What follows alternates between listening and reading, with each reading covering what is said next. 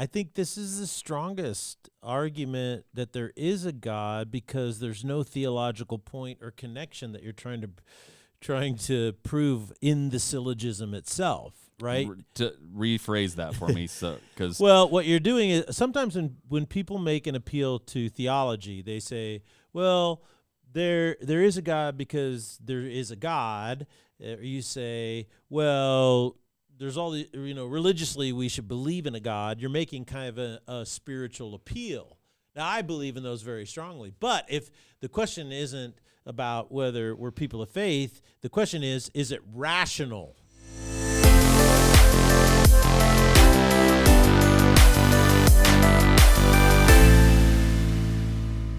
Ladies and gentlemen, welcome to the Salty Pastor Podcast. This podcast is designed to coach you up in your faith. The more you know, the more you can grow. Our goal is to not tell you what to think, but to help you think for yourself, because this is how your faith grows.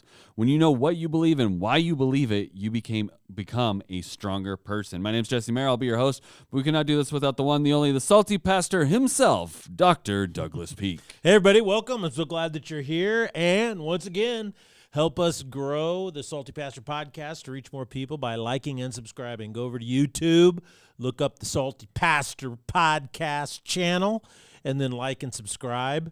That's been growing slowly, and we need you to jump over there. Help us out, and help us out. Pretty soon, the Salty Pastor website will be up and running, and we got a lot of new great stuff on there for you.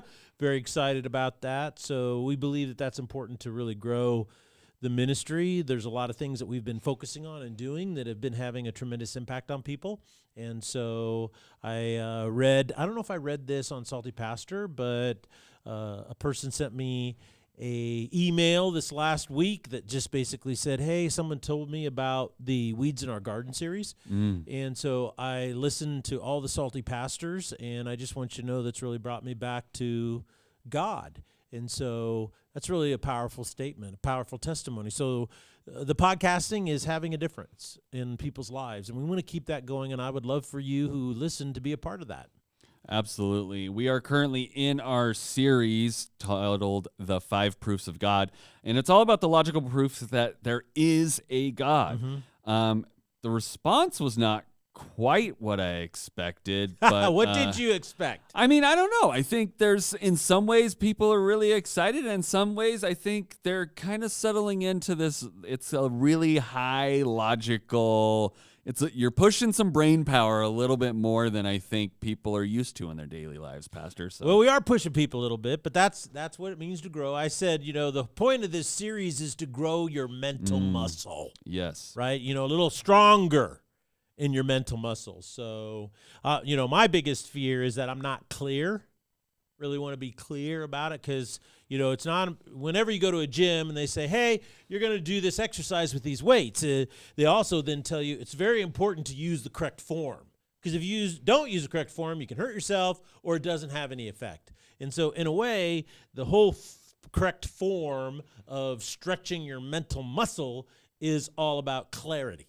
So I know exactly where I'm pushing. One of the most important questions that we ever ask ourselves is whether or not there is a God. Now, that's pretty clear. What is sad to me, though, is that people don't think there are any rational proofs that there is a God. We ask this question. It's one of the most important questions we ask. Well, then shouldn't we share the evidence rationally that exists that proves there is a God in order for you to have all the knowledge to make an informed decision? Today we have this progressive ideology. It falls under different hats. It's called atheism, scientific materialism, secularism, humanism. A lot of these things, sometimes they call themselves naturalists. All of these things have one thing in common, and what they've done is they've gone to really great lengths to try and convince people that faith and reason are opposites, that they don't exist, right? So they draw what I call a false contrast. They're trying to say, well, if you have faith, that's believing in irrational things. If you want to have faith, go ahead. You go, okay, well, first of all, I don't really accept your premise or your definition of faith because this is completely absurd. Faith is actually the extension of reason. It is what allows reason to flourish and discover new things. Because just think of the logic of this. If reason is only about what exists, then all it would do is extend to understanding what exists. There would be no postulates concerning what could possibly be. And that, of course, you have to say, well, it takes faith to believe that reason can figure out what it's possible to be. And that's exactly right, which is the whole point of science. The scientific revolution came about because of faith, not in spite of faith. The Renaissance, the birth in new expressions of beauty and literature and music came about because of faith, not in spite of faith. How can an irrational movement of faith inspire the scientific revolution? It can't unless it's completely rational. The advances in medicine and healthcare, gosh, that was all because of faith, not in spite of it. So everything that we seem to enjoy and appreciate about our world today is a result of faith and reason being combined together, that they are part of the same thing. And this is why the rational proofs that God exists are so important to know and understand. Our faith is not irrational, but it is the best explanation, the best reasonable explanation of all the rational clues that exist in the universe today. Yeah, I think what's amazing is we really are getting pushed, and these proofs are going to help us start fighting through some of the arguments that I think are really easy if you don't know them to go, well, yeah, I guess you're right. Yeah. Right? Well, that makes, and when you hear them, you go, that does make a lot of sense. Yeah. And so it's like, it's not that we're saying, well, everybody's dumb and they just need to like learn. It's, well, the problem is people are starting to come up with what seem like good arguments that are hard to refute unless you know how to refute them, right? Yeah. And so I think last week, starting with this first proof of the moral argument or the moral proof was super good. And I think that, you know, walking through that, do you want me to Yes, walk do through you it for remember them? what Yeah. it is? So the first one was, without God, there are no objective morals or duties, right? That's correct. Premise number 2, there are objective morals and duties, and we walked through why that is true. And so therefore there is a God. Did I get the thing right? I didn't even, you did write them out for me. I'll be honest with the audience. It was on the outline, but I did do it without looking. So, just a little coaching I gotta test myself too. I'm not above testing myself. Yeah, so, you know, and so I was talking to one of our staff that works with students and stuff, and I was asking her about, well, what'd you think? She goes, well, you know, don't forget, you've got, some people have no idea what a moral is, and people don't know what objectivity or subjectivity are. So, you know, define your terms like, oh, that's always awesome. And that is, you know, a moral, meaning something that's right or wrong. When you say, okay, it's wrong to kill somebody, or, you know, that's innocent. Okay, that we would all agree, okay, that's wrong. It's wrong to go and steal another person's car. Right, those are called morals, right? And then what happens is we'll do our morals come from objective or subjective sources. Now, if they come from subjective sources, that means human beings make them up, and human beings are really bad at making up morals, you know. And so I think that's really important. So what the premise, both of these premises basically argue is something that everybody knows to be true, that objective morals can only come from a source outside of human beings, okay? So that means there's a God or something. Number 2, they exist. There are some things that are always wrong no matter what. No matter how much people try to rationalize or justify, in the end, there is an objective moral that we all live by, and that proves there is a God. So that's kind of how the proofs work. So it's the more you think about this proof, the more you lift it in your brain, so to speak, focus on it, then the stronger it becomes in your mind. It starts to make more and more sense, and you start to realize the implications of it. And that's really where the workout pays off in your life. Absolutely. I think that we have to just keep those things in mind. Mm-hmm. So talk to me. We've covered proof number 1. I want to talk about the next proof. I'm ready. Like Okay. I've been doing my, what did you say, going to the mental gym. I've been Yes, stretching. I've been doing some stretches stretching. this morning so that I'm ready to lift the next dumbbell that you're going to heap on, the next bench press I got to Okay. rep out. All right. Well, we're going to load it up with a few plates here, and this one's a little heavier. It's called the Cosmological Argument. It's also known as Kalam's Cosmological Argument, and the reason it's called Kalam is because that's a reference to a Muslim scholastic tradition that doesn't exist anymore in Islam, but it did very early on.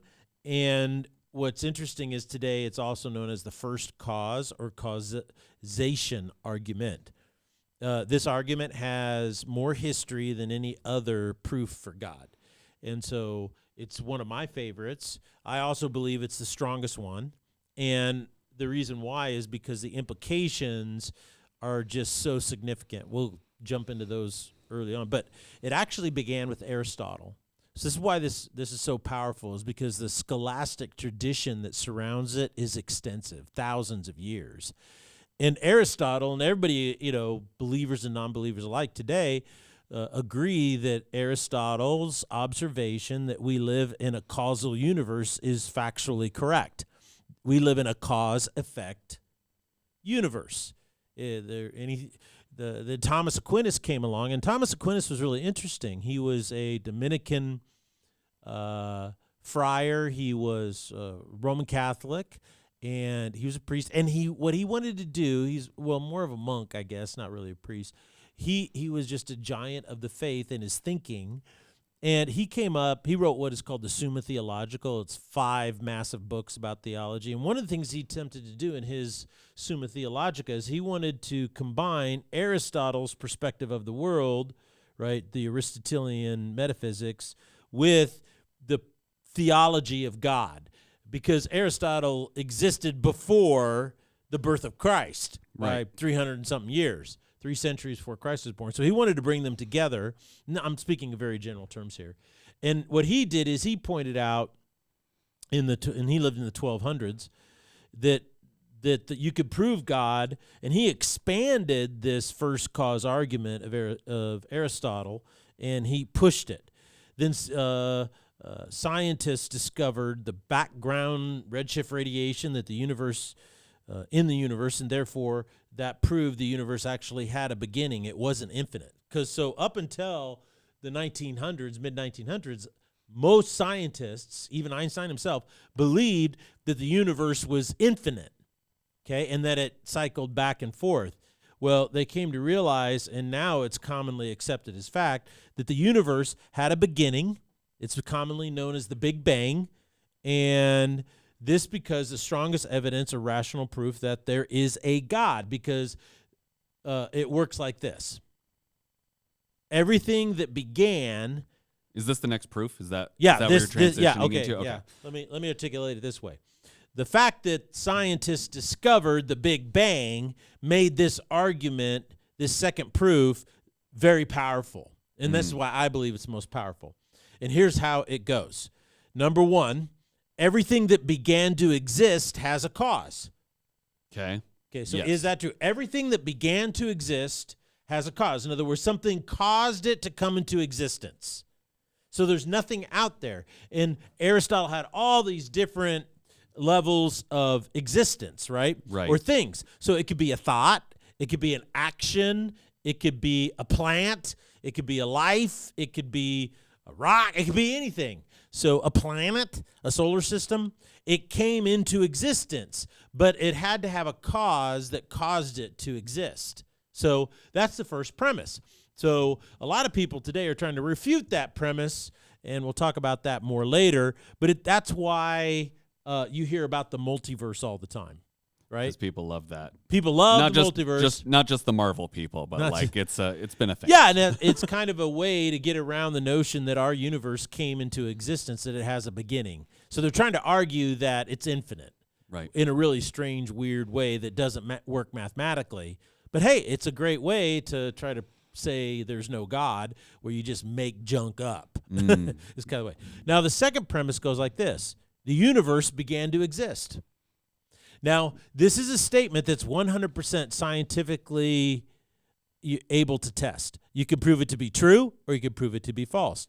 There's no scientist who's intellectually sound, honest, who would say that the universe is infinite. Even those who try to use the multiverse and string theory, all this kind of stuff, to try to prove that universes are infinite, okay? They would say, no, our universe is finite. It came into existence because the scientific evidence for it is overwhelming. And the scientific evidence says over and over again that the universe is expanding only in one direction. The scientific evidence says that the universe is cooling, too. This is very important. It's losing energy. Right. And these are the laws of thermodynamics at play. Right. I was going to say, what you're saying so far is like a cause. Every reaction has an, right. action. Equal and opposite. Every action has an equal and opposite reaction, which plays into the same idea of like things cause have and to have effect. a cause and effect, right? And so scientifically we see that.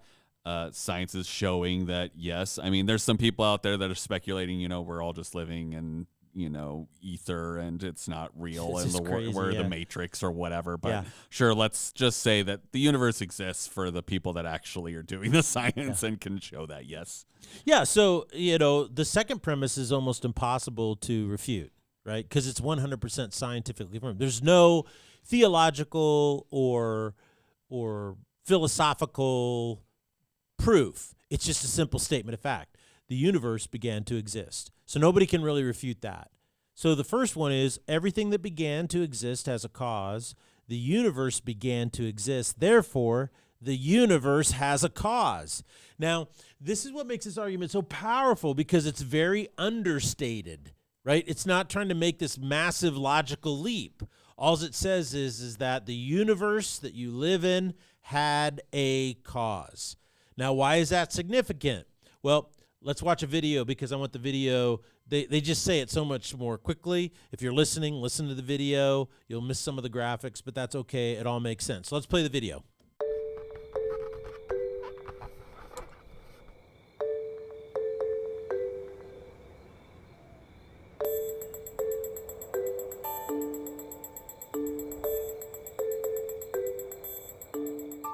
Does God exist?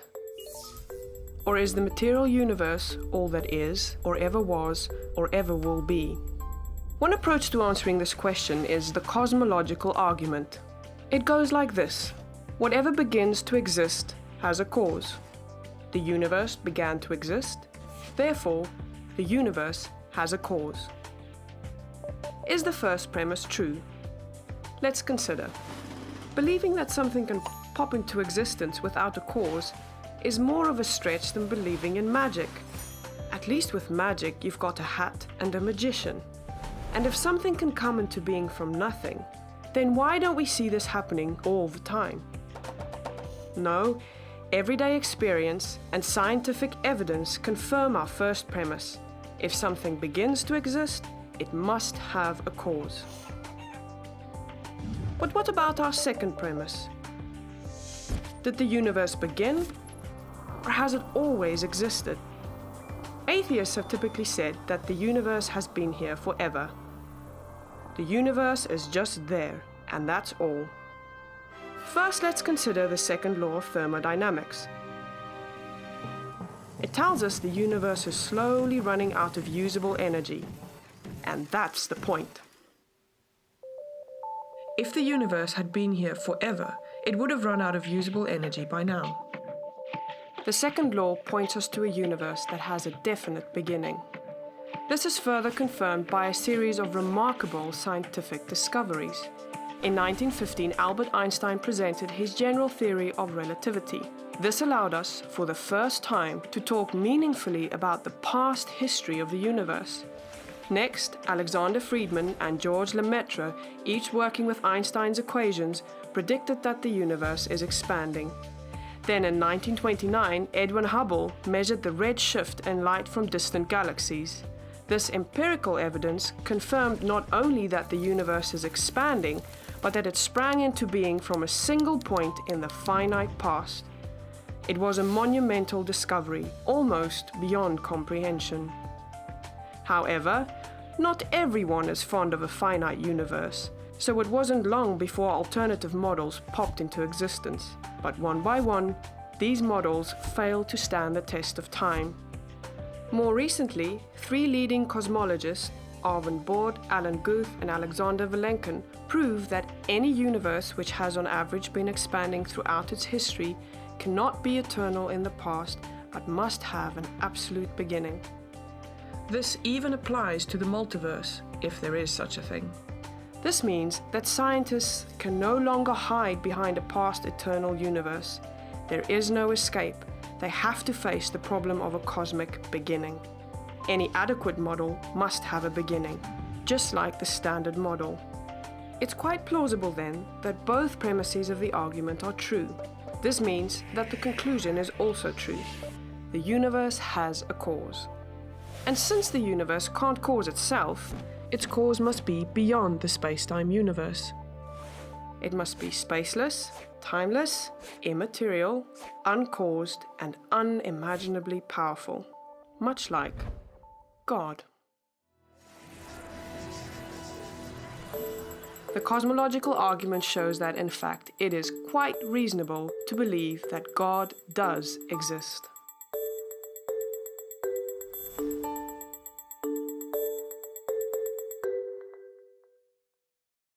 What do you think? Well, I think they explain it well. It helps you start understanding kind of where you're heading with this, Pastor, and I think that's super important. Because I think it can be a little out there and abstract, which I think, again, like I said, I did my stretches. I'm ready to work my brain. But as you start working through it, you're like, well, yeah, like we see this in thermodynamics. We see this in so many proofs in our science that, yes, there has to be something for something to happen. And so when we start trying to define, well, how would this have occurred without that something? Then you're like, well, but all the words you're using are things that kind of describe God, right? Like I think that video summarizes it very well. So so that kind of brings me to this, like, okay, I get it. This seems like pretty like solid proof. Obviously, there's going to be people that disagree and want to prove this wrong. So are there arguments against the cosmological proof?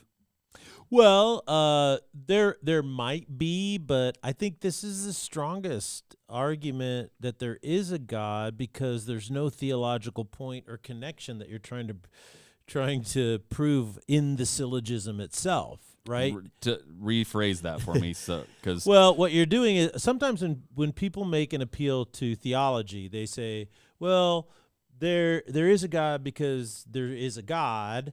Or you say, well, there's all the, religiously we should believe in a God. You're making kind of a spiritual appeal. Now, I believe in those very strongly. But if the question isn't about whether we're people of faith, the question is it rational? And I think that's what's cool about this series is theoretically, like, you don't have to be a believer to go through this series. Correct. To understand the rationality of, hey, rationally, this makes the most sense. And so that's why it's so powerful. But what it does is once you agree to it, it forces you to deal with the first cause, the uncaused cause. It's like, okay, there has to be a cause for the universe. Right. Okay, well, as soon as you admit that to yourself, that that's rational and logically consistent, then you have to say, okay, well, what kind of cause? And this is where people really have to push themselves. And this is where a lot of people who started out to disprove God end up saying, well, I had to prove God because it was, I have to believe in God. It's the only rational the only other thing. Option. See, it has to do with the first cause. Because if both premises are true and cannot be refuted, the conclusion is always necessary, right? That's one of the laws of logic and rhetoric. So you start thinking about the nature of something that has to exist in order to create the universe. And like it said in the video, well, it has to be outside of space, time, and matter, right?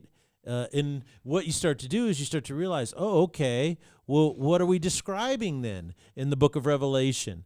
There's a quote. It says, "It is done. I am the Alpha and Omega, the beginning and the end. I give water to the one who thirsts from the spring of the water of life without cost." Right? In Revelation 22:13, it says, Jesus says, "I am the Alpha and the Omega, the first and the last, the beginning and the end." So you start to realize that it not only has to be outside of space, time, and matter, it has to be infinite, right? There's no beginning or end. I am the Alpha. I am the Omega. I was before. Before there was, I am. In Exodus chapter 3, I think what's so interesting is that when we became materialistic in our orientation, basically modernity, what we did is we started to read the Bible differently than the way the authors intended it to be read. And so, for instance, when Moses goes up onto the mountain and he sees the burning bush, it's God revealing himself. He says, "Well, you're going to go and set my people." He goes, "Well, what am I supposed to tell him who sent me? Who are you? Who are you? What's your name?" Right? And this is what's interesting is God says, "I am who I am." And so that's translated in the Hebrew as Yahweh, which the Jewish people never say that word. Right. Okay? Because you're not allowed to say the name of God. But it actually comes from the Hebrew verb hayah, which means to be.